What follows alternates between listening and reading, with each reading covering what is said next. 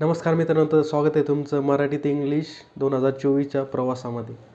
तर आपण कालच्या व्हिडिओमध्ये बघितलं की आपल्याला ज्या इम्पॉर्टन्स थिंग आहे, म्हणजे ज्या गोष्टी महत्त्वाच्या गोष्टी आहे, जसं की प्रोनाऊन्सिएशन, रीडिंग असेल किंवा आपलं शब्दकोश असेल, जे शब्द पाठांतर करायचे आपल्याला ते. तर बऱ्याच जणांच्या मनामध्ये डाऊट येत असेल की बाकी सगळं तर ठीक आहे, पण आम्हाला ग्रामर येत नाही. ग्रामरचा 1% पण येत नाही किंवा परफेक्ट ग्रामर नाही येत एवढं जेवढं असायला पाहिजे. तर माझ्या मते 1ली ते 10वी आपण ग्रामर शिकत आलेलो आहे. त्याच्यापासून 1%ही आपल्याला फायदा झाला नाही. फायदा कसा की आपल्याला एक्झामपुरतं येतं आहे आपल्याला, पण बोलायला काही येत नाही. ठीक आहे, सेम माझी पण प्रॉब्लेम तीच आहे. ग्रामर जेवढं येतं तेवढं येतं, पण बाकीचं जे बोलण्याचे डेली कम्युनिकेशन स्किलमध्ये ते तेवढं परफेक्ट. सर्वप्रथम आपल्याला इंग्लिश ग्रामर विसरायचं आहे. विसरायचं म्हणजे कसं विसरायचं की कोणी चुका काढेल आपल्या, किंवा आपण काही अशी एक्झाम पण देत नाही की कोणी चुका काढेल आपले मार्क कट होईल. त्यासाठी आपल्याला ग्रामर सध्या तरी त्याला लक्षात ठेवू नका. ग्रामरचा एवढं विशेष काही नाही आहे. ते नंतर आपण बघणार आहोत जेव्हा आपण ॲडव्हान्स लेवलमध्ये जाऊ. कारण आता सध्याच्या परिस्थितीमध्ये काय करायचं आपल्याला, आपण बिगिनर आहात, मी पण बिगिनर आहे. सो आपल्याला फक्त काही काही गोष्टी बघायच्या आहेत, त्या म्हणजे की डेली कम्युनिकेशनमध्ये आपल्याला ॲड करायचं इंग्लिश शब्द. ठीक आहे, पूर्ण वाक्य नाही केले तरी चालेल, पण शब्द, कारण आपल्याला प्रोनाऊन्सिएशन पण तेवढंच गरजेचं आहे. डेली यूजमध्ये तुम्ही प्रोनाऊन्सिएशन करजा वर्ड, आपल्या जे शब्दाचं इंग्लिश शब्दाचं. जसं की तुम्ही बघसाल की आपण आपल्यापेक्षा मोठ्या सिनियरच्या व्यक्तीसोबत जर इंग्लिशमध्ये बोललो तर आपल्याला थोडं ऑकवर्ड वाटतं. ती फिलिंग मी समजू शकतो, कारण माझ्या कॉलेजमध्ये किंवा माझे असे मित्र असेल की त्यांची थोडी इंग्लिश माझ्यापेक्षा चांगली, तर ते मी जर त्यांच्यासोबत इंग्लिशमध्ये बोललो तर बरीच असं ते चुका काढतील माझ्या. त्याच्यामुळे मी पण थोडा शाय टाईपचा आहे. मी त्यांना बोलत नाही इंग्लिशमध्ये किंवा थोडे पण शब्द यूज करत नाही. मला वाटतं की माझं प्रोनाऊन्सिएशन चुकेल वगैरे, त्याच्यामुळे मी पण त्यांच्यासोबत जास्त संपर्कामध्ये राहत नाही. आणि दुसरी गोष्ट म्हणजे, तर आपल्याला असे मित्र काही शोधायचे आहे किंवा जर ज्यांना काहीच इंग्लिश येत नाही, ठीक आहे, थोडी पण नाही, अशी काहीच इंग्लिश येत नाही, तसे मित्र काही शोधायचे आहे. माझे पण कॉन्टॅक्टमध्ये भरपूर आहेत तसे. मी पण त्यांच्यासोबत ते फ्लेक्स मारतो इंग्लिशमध्ये बोलायचं. थोडेफार शब्दच यूज करतो, जास्त पण नाही.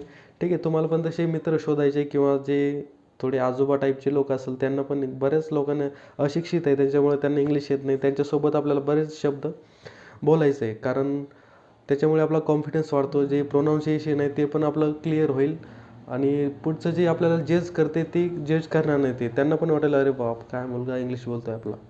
ठीक आहे, तशा प्रकारे तुम्हाला पण ती प्रॅक्टिस करायची. आता राहिला विषय ग्रामरचा. ग्रामरला तुम्ही सध्या तरी फोकस करू नका, कारण ग्रामरमध्ये खूप किचकट ग्रामर आहे.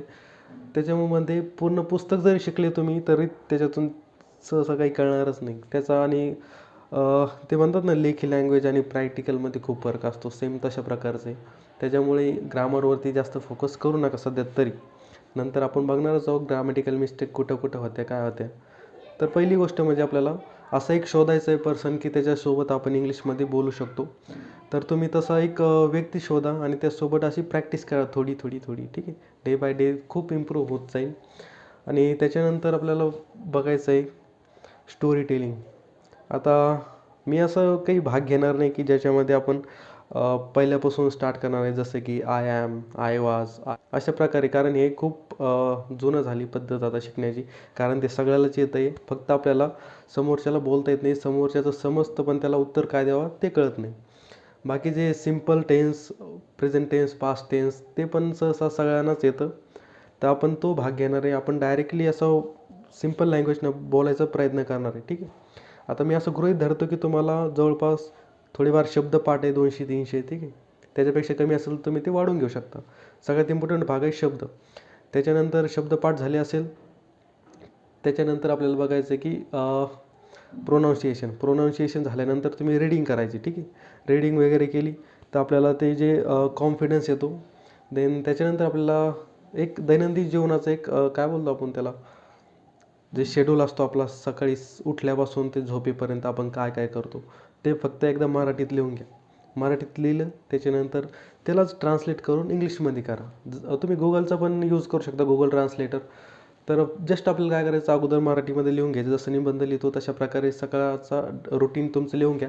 देन त्याच्यानंतर आपल्याला त्याला ट्रान्सलेट करायचं आहे. तुम्हाला जर मनाने येत असले तर मनाने करा, किंवा तुम्ही गुगल ट्रान्सलेटरचा पण यूज करू शकता. जस्ट ट्रान्सलेट करायचं आहे टोटल. त्याच्यानंतर ते रीड करायचं, परत परत रीड करायचं आहे. आता ते रीड करून तुम्हाला पाठच होऊन जाईल. आणि परत तेच रीड केलेलं आहे, पाठ केलेलं तुम्हाला त्याच व्यक्तीसोबत बोलायचं आहे, जी तुम्ही अगोदर शोधलेली इंग्लिश तुमची परफेक्ट इंग्लिश करण्यासाठी. असं तुम्हाला हळूहळू कॉन्फिडन्स येत जाईल. आता झालं ते प्रश्न स्टोरी टेलिंग वगैरे ते छोटंसं आपण जे रुटीन बघितलं ते डेली रुटीन. त्याच्यानंतर ते पाठ करून घ्यायचं किंवा येऊन जाईल तुम्हाला डेली रुटीनमध्ये. परत जे रीडिंग आहे ती कॉन्स्टंट ठेवा.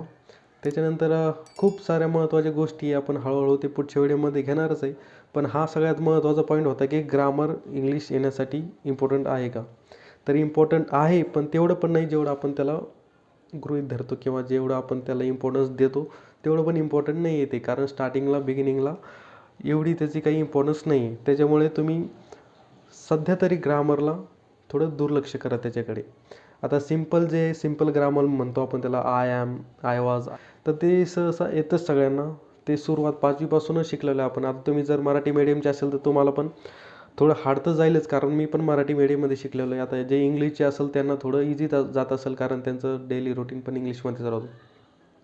आता मी स्वतः 5वी पासून इंग्लिश मला थोडीफार म्हणजे 5वी पासून स्टार्ट झाली इंग्लिश शिकवणं आम्हाला. देन त्याच्यानंतर 10वीपर्यंत थोडी मला इंग्लिश कळायला लागली, काय चालू आहे काय नाही. ठीक आहे, ग्रामर पण थोडंफार येत होतं, जास्त पण नाही. पण मला बोलता येत नाही इंग्लिश कधी. कधी बोलू पण शकलो नाही मी, कारण मला जी स्टेज डेअरिंग बोलतो आपण त्याला, स्टेज डेअरिंग पण नव्हती. आणि जीवनात कधी असा चान्स भेटला नाही की कोणासोबत इंग्लिश बोलावं. एकदा चान्स भेटला होता, मी सांगितलं अगोदर, ते मी पाठ करून गेलो होतो इंग्लिश. तर सर ते झालं तेवढा विषय. तर अशा पद्धतीने आपल्याला खूप सारे अजून टॉपिक त्याच्यावरती डिस्कस करायचे आहे. हा मेन टॉपिक होता की बिगिनरला ग्रामॅटिकल नॉलेज असणं गरजेचं आहे का? ठीक. जेवढं नॉलेज आहे तुमच्याकडे तेवढं पुरे, बाकी तुम्ही त्याच्याकडे दुर्लक्ष करा. देन त्याच्यानंतर आपण भेटूया पुढच्या व्हिडिओमध्ये. आणि पुढच्या व्हिडिओमध्ये खूप काही गोष्टी डिस्कस करायचे आहे. तर हा पण एक छोटासा व्हिडिओ होता, पण याला पण तुम्ही सपोर्ट वगैरे करा. आणि पुढच्या व्हिडिओमध्ये खूप साऱ्या टॉपिकविषयी आपण बोलणार आहोत. सो त्या कनेक्टेड राहण्यासाठी आपण आपल्या चॅनलला सबस्क्राईब करा. भेटू पुढच्या व्हिडिओमध्ये.